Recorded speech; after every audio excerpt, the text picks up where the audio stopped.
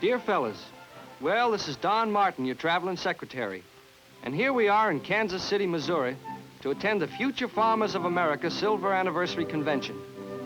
Now, I promised you and Mr. Jameson, our teacher of vocational agriculture, that I'd keep you in touch with the happenings. So here goes.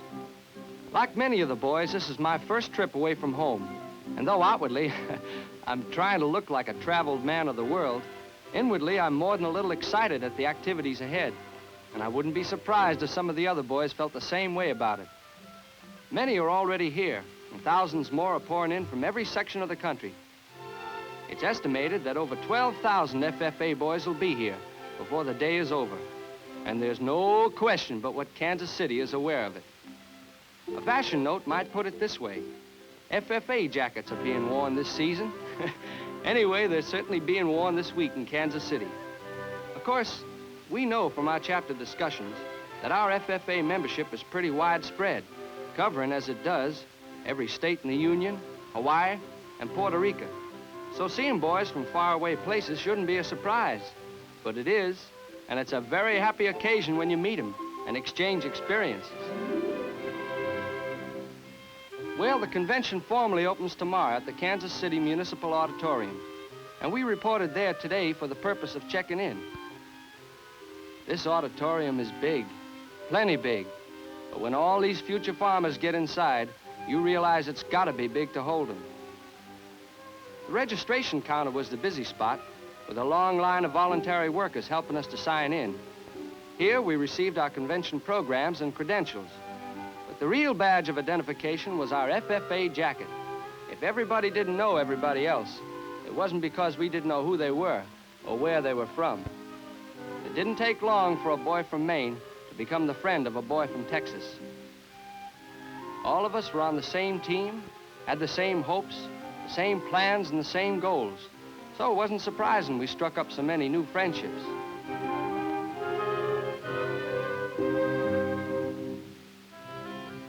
After we checked in, they had buses waiting to take us on a sightseeing trip of Kansas City.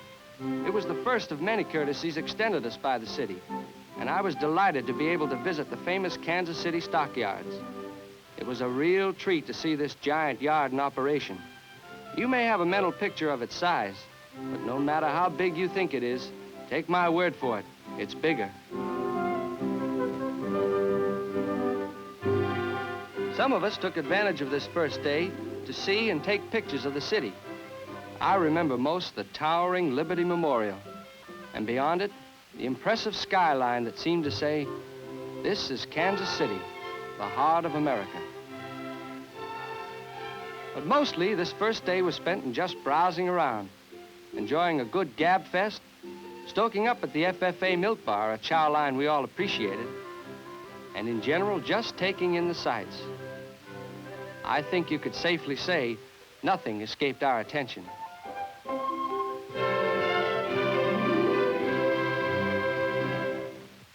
However, not all of us were taking it easy this first day. The National FFA Board of Directors have been in almost constant session with the National FFA officers working on convention activities. Serving on our national board is Dr. W.T. Spanton of the U.S. Office of Education, who has been the National FFA advisor for 12 years. He helped to draw up the first article of incorporation, giving the organization the name, Future Farmers of America. And there's Dr. A.W. Tenney, our National Executive Secretary, and also of the U.S. Office of Education. Dr. Tenney has given long and untiring years to the FFA. Also on our National FFA Board of Directors are the Misters Johnson, Knorr, Dalton, Hurt, and Watson, who, like the thousands of vocational agriculture teachers across the nation, have dedicated their careers to the success of FFA, as have Mr. Handsucker, Mr. Urton, and Dr. Howard, men who have given unselfishly of their time and careers to our betterment. Their sacrifices should never be forgotten. Well, fellas, and Mr. Jameson, it's been a pretty full day, what with checking in, sightseeing, and all the other first day activities of your traveling secretary. And right now, I'm kind of tired and ready to hit the sack. Tomorrow promises to be another exciting day. I'll tell you about it in my next letter. Regards, Don.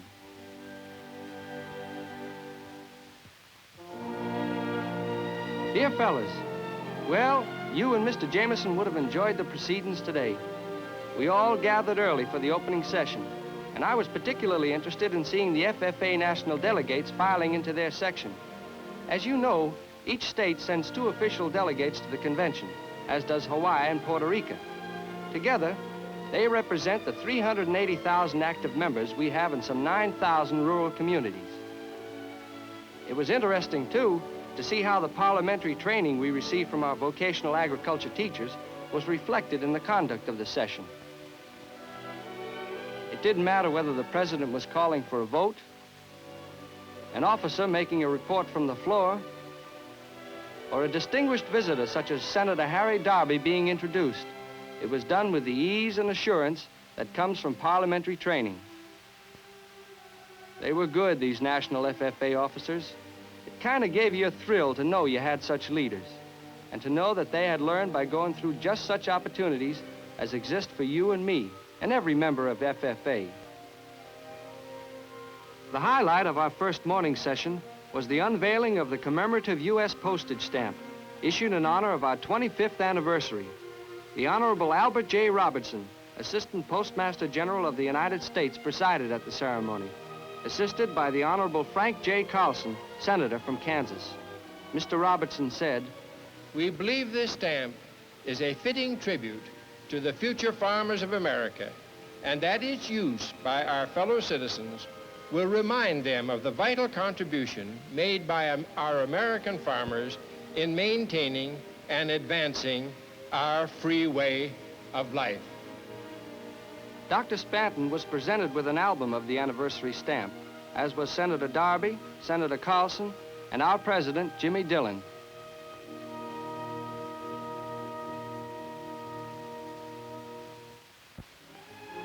Of course, the convention has its lighter side, like when one of the FFA string bands play and sing for us. We just sing right along. It's fun. Folks may think we're inclined to be serious, but I don't know of anyone who can have a better time when the occasion arises. And that occasion arose today. But thanks to Mr. Raymond Firestone, a friend these many years of the FFA, and a real pal to thousands of us across the country, we had a treat coming.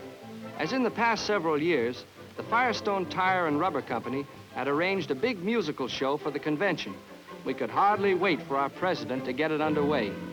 Tonight, it is my pleasure to introduce to you a man who is not only a friend of our organization, he is a friend to many of you personally. I'm sure you know I'm talking about Mr. Raymond Firestone.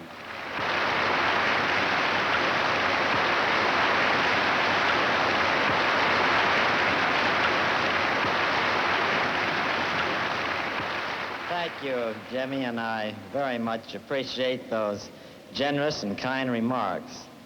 I think your president was right when he said that the FFA has a great many friends. And I'm sure that I'm privileged to say and know that it's right in saying that each donor of the foundation considers every member of the FFA as a friend. Not only that, but they are also proud of you. They are proud of your organization and proud of your work. But knowing that it can't all be work, our company very much appreciates the opportunity you give us to present some entertainment to you here each year. And I hope you enjoy it tonight. And without further ado, I think we better say, and I know you've been waiting for, on with the show, and thank you.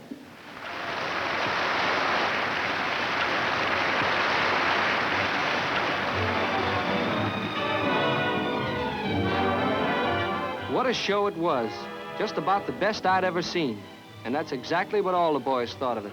It was just plain wonderful.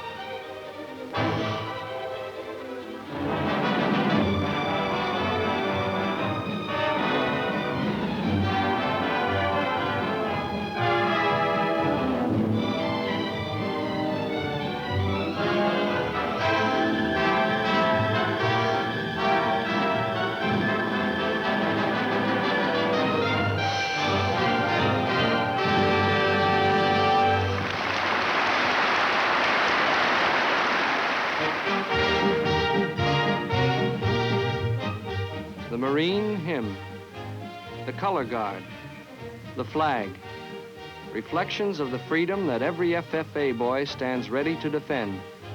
It was a moving climax to an exciting event.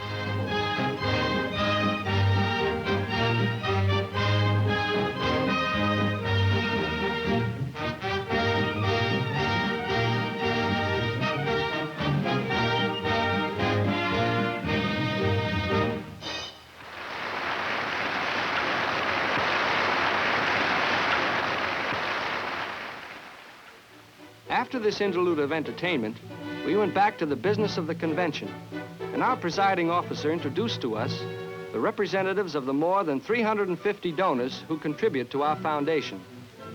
Now, as you fellas know, it is the Future Farmers of America Foundation that makes possible the incentive awards given each year to hundreds of FFA boys for outstanding achievement. Every one of us felt honored to have them at our convention, and we appreciated the opportunity it gave us to thank them in person for their support of the foundation. For very shortly, we were to see the results of their generosity in the awards and certificates given to members of the FFA for individual and chapter performance. The first of these was the American Farmer Award, which was presented to over 300 FFA boys for progress and particular effort. Which reminds me, fellas, one of us has to make it next year. If these boys can do it, so can we. Then there were the National Chapter Awards, which went to 97 local chapters chosen from the more than 9,000 FFA chapters. Their certificates of excellence were shared by the vocational agriculture teacher and a member of each respective chapter.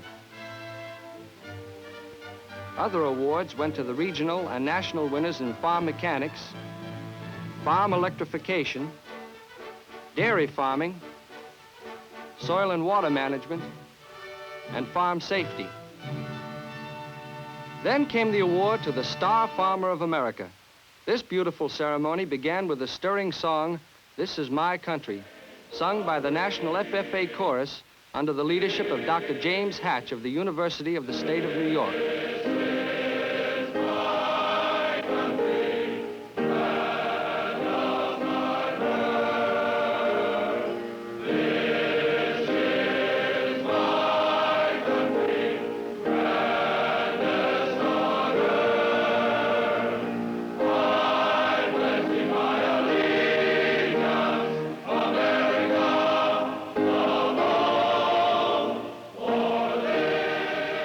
As the song continued, a procession of state flags formed, and with each flag carried by the state star farmer, they paraded to the stage and formed a background for the ceremony.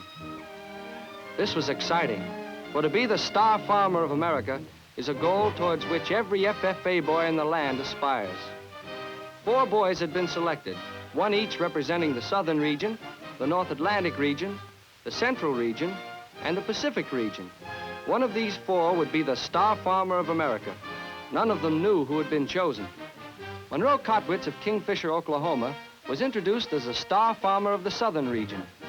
Next, Graydon Lee Lyons of Colebrook, New Hampshire, for his record in farming, leadership, and scholarship, was awarded the title of Star Farmer of the North Atlantic region. The 3rd award went to Roland Dale Blossy of Williamston, Michigan, and his certificate gave him the title of Star Farmer of the Central region. And then the fanfare that told us the moment we'd been waiting for was here. The champion of champions, the Star Farmer of America, Stanley Chapman. And what an ovation he received. In the excitement and uproar that followed, the one clear picture I have is the "I just can't believe it" look Stanley had on his face. It was a well-deserved honor, and all of us rejoiced at his happiness. Well, fellas, it's been another jam-packed with excitement day. Unless you were here to see it, you wouldn't think so many things could be crowded into so few hours. And tomorrow, well, I'll tell you about tomorrow in my next letter. Remember me to Mr. Jameson and look for my next report. Yours, Don.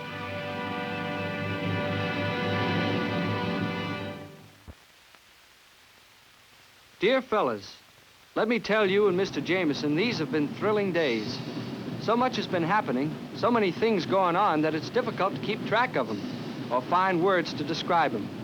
First, our silver anniversary pageant was everything they said it would be, starting off with the dramatic entrance of the FFA band.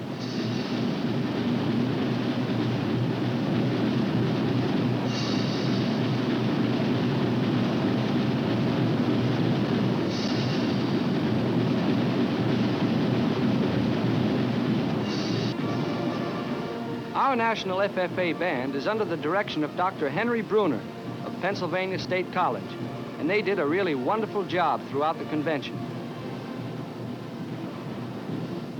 The theme of the pageant dealt with an FFA boy's report to Uncle Sam on the progress of the organization during the past 25 years of its existence. This report took the form of tableaus, showing the many activities that touch on the life of an FFA boy. One very familiar to our chapter pictured a class of future farmers receiving instruction in vocational agriculture. Kind of brought back what our teachers mean to us. Another portrayed the close working relationship between a teacher of vocational agriculture, an FFA member, and his parents. Mr. Jameson always helps us in this fashion. Still another showed an FFA boy and the symbolic plow to remind us that without labor, neither knowledge nor wisdom can accomplish much. Then the tableau that could have been a replica of our own FFA chapter in session. It helped to recall the training we receive in leadership, in public speaking, and in conducting our session according to parliamentary manner. One after another, the dazzling searchlights picked out the tableaus. One dealt with farm mechanics, another with the importance of home improvement, and the suggestion that FFA chapters establish awards for that worthy purpose. The importance of thrift and the benefits it holds for us in our farm investments was emphasized.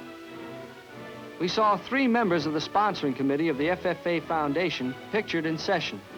The current chairman, Dr. Chester Lang, vice president of General Electric, presided with the other former chairman, Mr. John Kraft, chairman of the Board of Kraft Foods, and Mr. Raymond Firestone in attendance. Then, to show that good times play their part in the FFA, we joined in with a Texas string band and sang old familiar songs around their campfire. And we kept time to a typical Missouri barn warming and shared their fun and merriment.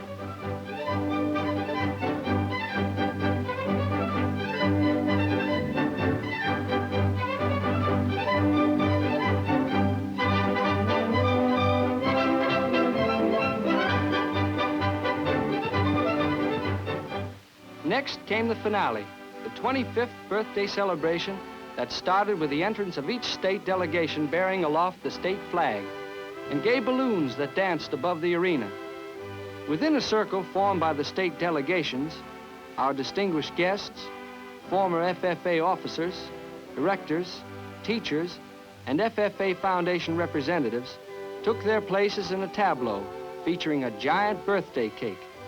It was a heartwarming tribute and an exciting conclusion to our silver anniversary pageant, and it was an experience all of us would remember.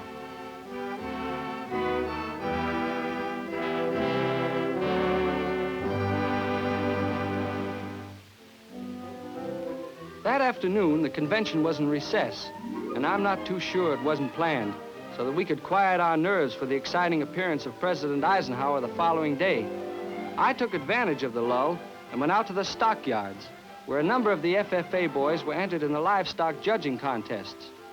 This ability to identify quality in livestock is, as you all know, an important part of the training given to FFA boys, and particularly to those engaged in livestock production, like I hope to be. I'm told their scorecards are later examined and tabulated by a committee that carefully weighs the placings and selects the winners. And speaking of committees, the hardest working one is the Nominating Committee, who interview the candidates for National FFA office. They work under the guidance of Mr. H.B. Swanson, Assistant Chief of Agricultural Education in Washington. David, what is the motto? The FFA motto is learning to do, doing to learn, earning to live, and living to serve. David, just what does the FFA motto mean to you? Well, I connect the first line of the FFA motto, learning to do, with our teachings in vocational agriculture and what we learn in our VOAG classes. where we learn the approved practices and better methods of farming, and also where we keep up to date on new developments and new experiments in the agricultural field. I connect the second line of the FFA motto, learning, doing to learn, with our work on our projects and on our own farming programs as we build them and develop them towards becoming established in farming. I believe the third line of the motto, earning to live, I connect that with our work for all of us or must earn to live. I believe that we must do this for all farmers, must make a living in order to be good farmers and in order to be able to know what they want to do in life and in order to be successful. The third and fourth line of the motto, living to serve, is very expressive, and I believe it contains as much meaning as any other line in the motto. Living to serve, first of all, we must serve our God, Father in heaven. Secondly, we must serve ourselves, for we must serve ourselves in order to be satisfactory in whatever occupation we may choose, and especially in our chosen occupation of farming. We must also serve our community, be proud to serve our community and to serve our parents, cooperate with them and with our family. That, fellows, is my impression of the FFA motto. The other morning, I chanced on an FFA activity that in the light of other happenings might escape attention, but which nevertheless is doing a tremendous job. And that is the FFA Press Room, where Mr. John Farr and his staff assemble the news events of the convention and prepare them in release form for the nationwide wire services and press associations.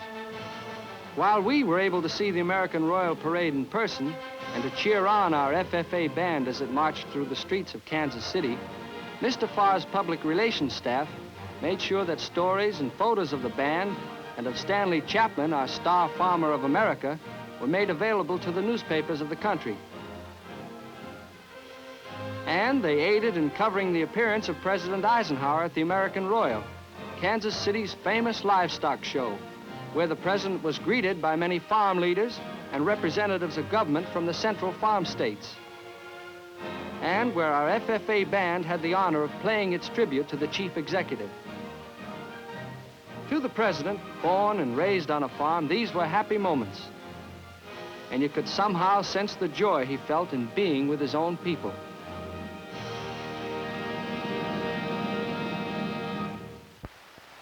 Another former farm boy, now risen to be the nation's Secretary of Agriculture, the Honorable Ezra Taft Benson, came to be with us on our silver anniversary.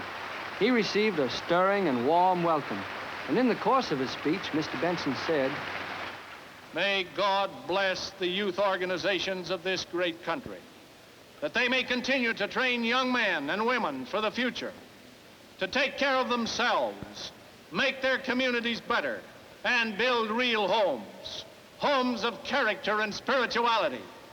Remember always that character is the one thing we make in this world and take with us into the next. There is no satisfactory substitute.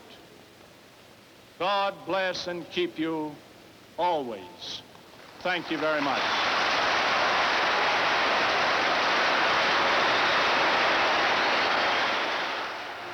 This, too, was a day on which we said farewell to our national FFA officers.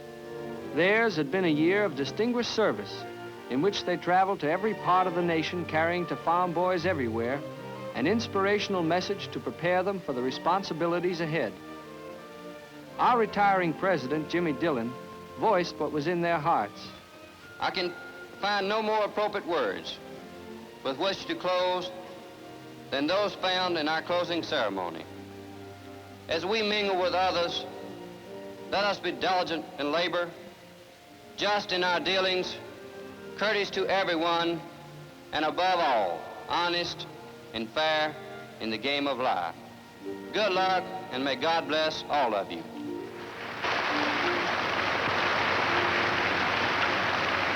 And now they were being succeeded by the newly elected officers, whose sense of responsibility was shared by every FFA boy at the convention. Here were positions to which all of us aspire. Next year, 2 years, 5 years hence could be our moment of glory. if we set our sights for the goal and work everlastingly at it.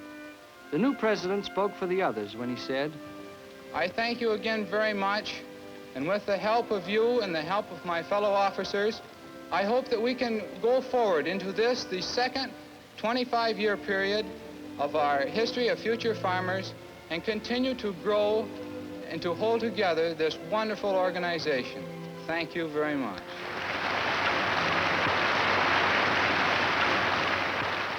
And that same day, we had the distinction of being addressed by the Honorable Mrs. Ovida Culp Hobby, Secretary of the U.S. Department of Health, Education, and Welfare. Among other things, Mrs. Hobby gave us this heartening advice. The future will present great problems for us to solve. But the solving is not beyond our abilities. But to think of these problems is sobering. But it is also exhilarating. It gives your generation a wide-angle vision of the world and of your role in it. And I feel sure that the future farmers of America will assume that role with energy and with honor.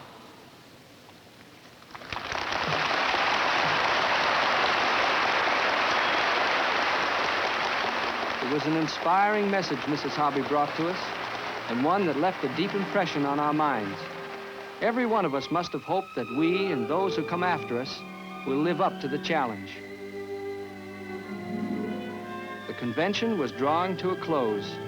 Soon it would be a memory of events that would long stay with us, of faces that reflected determination and courage and the eternal happiness of youth, of great leaders that came to give of their wisdom, knowledge, and good counsel.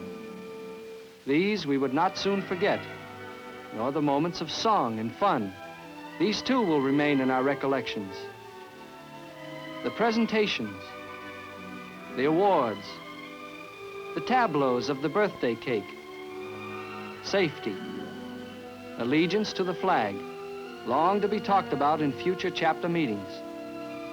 Our retiring FFA president saying goodbye, the new FFA president saying hello. Unforgettable all, cherished memories of a convention week that'll live long in FFA history. And the greatest event of all yet to come, the appearance of the Honorable Dwight D. Eisenhower, President of the United States. Awaiting him on the platform were members of his cabinet, 14 governors of as many states, and a score or more of United States senators and congressmen. We were thrilled. It was the first time a president of our country had ever addressed a Future Farmers Convention. Fellow future farmers and ladies and gentlemen, the President of the United States.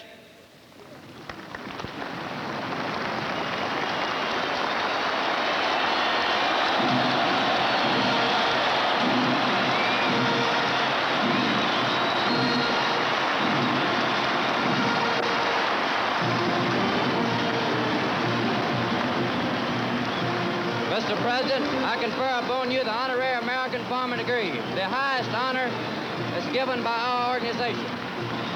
Thank you very much. Very proud of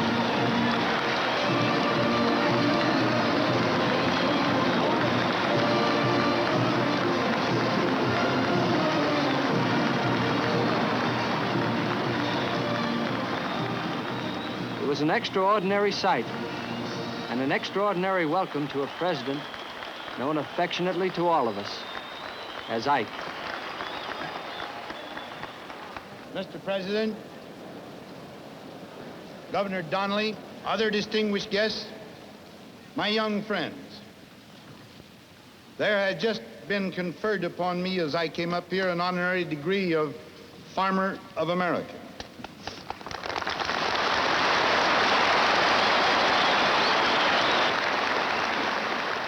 In his speech proper, the president said, As you till your farms, go to school, plan your futures, raise your families, remember that only he can deserve America who stands forever ready to give America all he has. To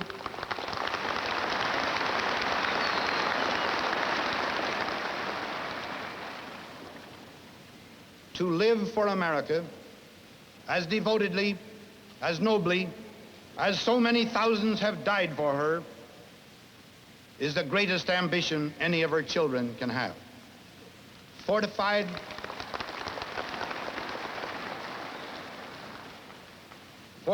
and strengthened by this one truth: there is no problem you will not solve. May God truly bless you all. Good night.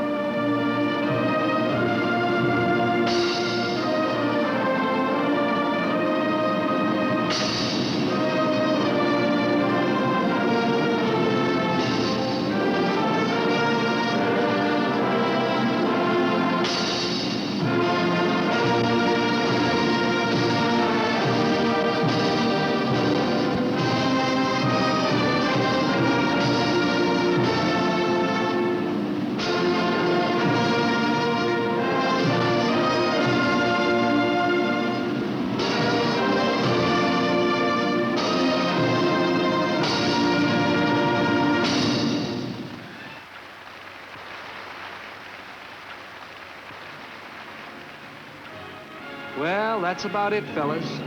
It's the wind-up of the most wonderful week I've ever known.